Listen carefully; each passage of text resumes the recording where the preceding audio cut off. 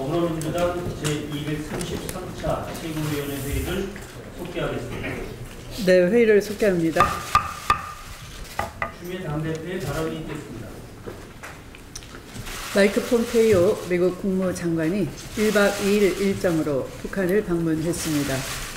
6.12 싱가포르 회담 이후 북미 간의 첫 번째 고위급 회담입니다. 센토사 공동성명 이행을 위한 의미 있는 첫 걸음이라 하겠습니다. 양국은 비핵화 검증을 위한 실무 협의단 구성에 합의해 향후 협상을 이어갈 수 있는 논의의 틀을 마련했다고 보였습니다. 미군 유해 송환 문제 협의를 위한 후속 회담 일정도 확정했습니다.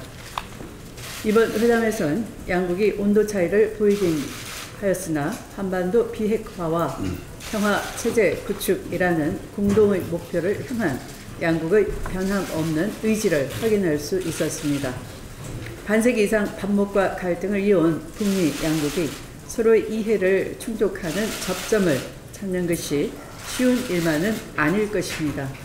친구 사이도 자주 만나고 대화를 해야 비로소 깊이 있게 알아갈 수 있듯이 양국이 오랜 공백 기간을 채워가는 과정이라 할 수 있겠습니다.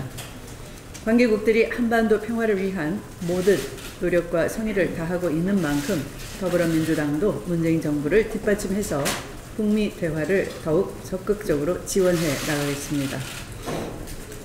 얼마 전 성공적으로 마무리한 통일 농구 대회에 이어 다음 달 개최될 이산가족 상봉 같은 남북 교류 활성화를 위한 한반도 평화 분위기를 이어갈 것입니다.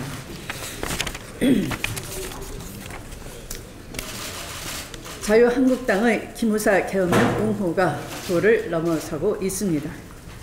촛불 시민들을 대상으로 기무사가 미수령과 계엄령을 모의한 행위는 헌정 질서와 민주주의를 위협한 행위로 절대로 용납할 수 없는 것입니다. 자유한국당 의원들은 기무사가 헌재의 탄핵 심판 이후 발생할 소요 사태를 우려해서 마련한 비상계획일 뿐이라고 주장하고 있습니다. 그러나 6개월 가까이 진행된 촛불 집회에서 단 한 건의 폭력이나 무질서가 발생하지 않았던 상황에서 막연히 소요 사태를 예상해서 비상계획을 세웠다는 것은 궁색한 변명이 아닐 수가 없습니다.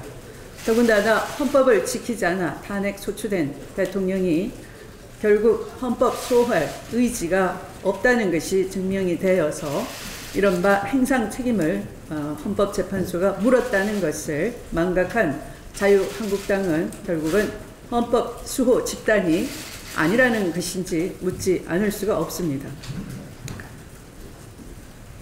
오히려 태극기 집회로 사회적 갈등을 부추겼고 시위대 간 충돌을 고의로 야기해 군의 개입 의도를 유도하려 했던 것 아닌지 분명히 밝혀야 할 것입니다. 우리는 기무사 문건이 작성되었던 지난해 3월 즈음에 국정원 직원이 헌법재판소를 사찰하려 했던 사실을 똑똑히 기억하고 있습니다. 국정원과 기무사 등 정보기관을 총동원하고 심지어 군대까지 동원할 계획을 세웠다면 그 막강한 배후가 누구일지는 뻔히 짐작이 가는 것입니다. 군사 반란의 주범, 보안사의 DNA가 아직도 흐르고 있다면 완전하게 끊어내고 뿌리를 뽑아야 할 것입니다. 이를 기무사 와해라고 호도하는 자유한국당 의원들은 스스로 가슴에 손을 얹고 양심의 가책을 느껴야 할 것입니다. 요 며칠 국민들은 기무사 문건으로 정말 실행이 되었다면 발생했을 끔찍한 사태를 상상하며 몸서리를 쳤을 것입니다. 기무사 문건에 대해 기무사 계획을 논의하고는 있지만 이 일만큼은 철저한 진상규명이 우선되어야 한다는 것을 분명히 밝힙니다. 자칫 개혁 논의로 진상이 가려지는 일이 있어서는 결코 안 될 것입니다.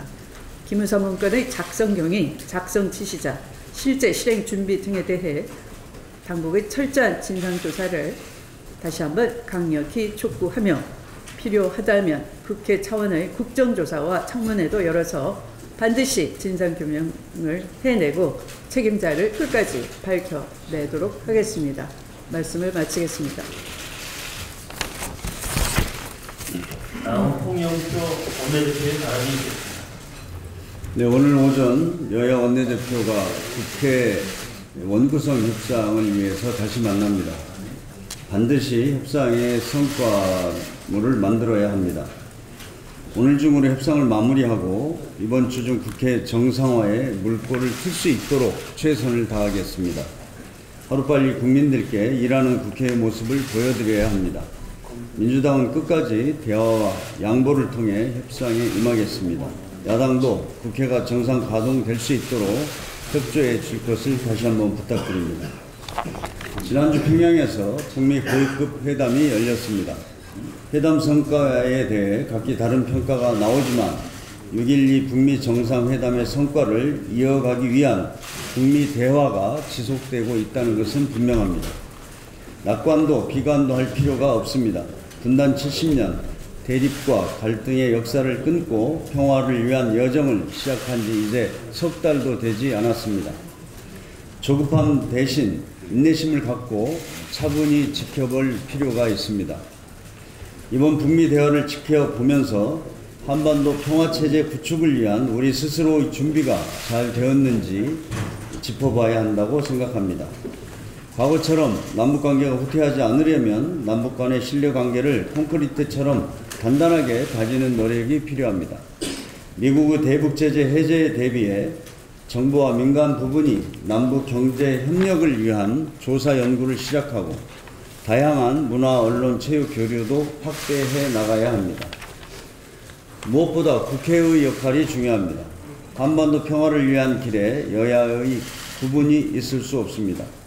야당 내부에서도 공론화가 되고 있지만 더 이상 수구 냉전적 사고에 갇혀서는 안 됩니다. 이제 4.27 판문점 선언과 북미 정상회담을 뒷받침할 초당적 협력에 나서야 할 시기입니다. 원구성 이후 여야가 함께 남북 특위를 꾸려 한반도 평화를 위한 마중물 역할을 하는데 전력을 기울여야 합니다. 의원에게도 적극 나서야 합니다. 저는 원만한 국회 정상화가 될 경우 야당 원내대표들과 함께 미국 조야를 찾아가 한반도 평화를 위한 이해와 협조를 구하고 우리 국민의 바람과 염원을 전달할 생각입니다. 한반도 평화는 마냥 앉아서 기다려서는 오지 않습니다. 우리 스스로 만반의 준비를 하고 있어야 기회를 살릴 수 있습니다. 이상입니다.